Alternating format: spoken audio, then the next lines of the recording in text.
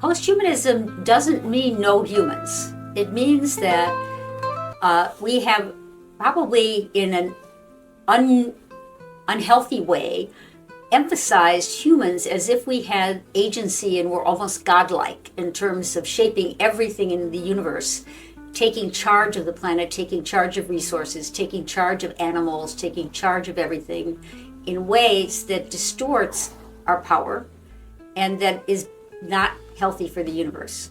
And so the idea of posthumanism is to think, what would it be like if we could decenter the human being so that the human was part of an interaction and an intra-action with those things in which it was living and surrounding, the environment, the climate, the AI, the tools of the trade that people use, the parks, the offices, the history. So it really places the human being in perspective, if you would. There are a number of ideas that go into posthumanism that say that, for example, and this depends a lot on which person you're following around posthumanism, but that say that, for example, we do a lot of research, and we come from a tradition that has to do with qualitative research and social constructivism. And that research says that when we're doing research, we should be objective. We should separate ourselves and our perspectives out of the situation. And if you take a posthumanist perspective and you think of ourselves in a situation, we are entangled with everybody and everything that is part of that situation. And so the idea that we can separate ourselves and reflect back something of the other and not reflect on our interaction with the other and the way we shape things is just wrong, just not accurate. And so what posthumanism tries to do is to really describe how things interact, how they're entangled, how relationships happen, how meaning derives from the interaction among them, rather than simply our controlling things and directing things. The Europeans, I think, are much further ahead than the Americans.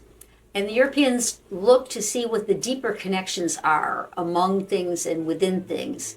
And so posthumanism, I was particularly excited to study it there because my colleagues there are very deep into posthumanism. And they have been working with Silvia Gherardi, who was at Italian University, still is associated with it, with the University of Trento. She has done a good deal of research into the entanglements that human beings have in situations, and has looked also at what's often called assemblages of people in interaction with the materials of the situation, to see how together and through this interactivity we create practices, we create combinations of things. And so when you talk about learning, for example, it's not happening just inside of our heads. It's not just us who learn. It's a learning that's happening within the community, within that group of people who are enacting something differently. And so accounts of learning, accounts of what happens, accounts of creativity are read through one another. The idea that Karen Barad, who is one of the people who takes from physics and who creates this, she talks about the fact that there's if we read differences, she talks about an idea of diffractive analysis.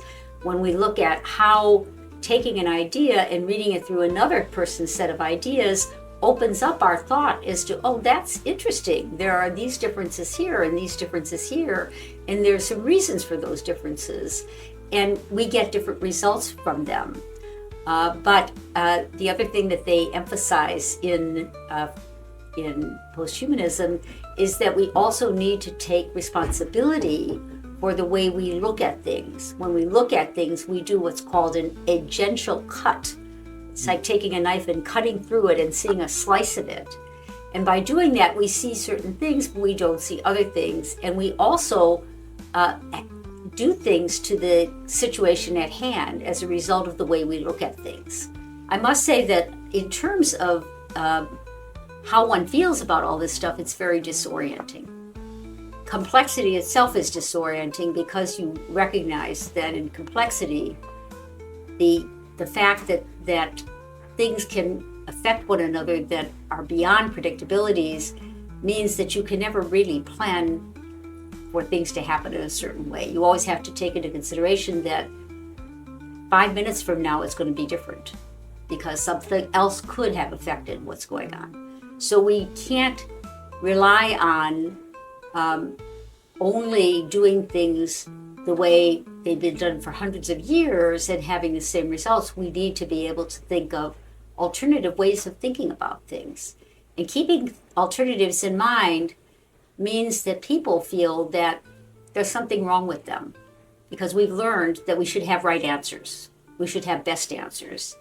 And in complexity and in thinking about posthumanism, we have many different possible answers. And all of them could be happening at the same time. So that's disorienting for people who have grown up in a rational linear dynamics model, a way of thinking about things. I feel disoriented sometimes. I'm sure other people do too.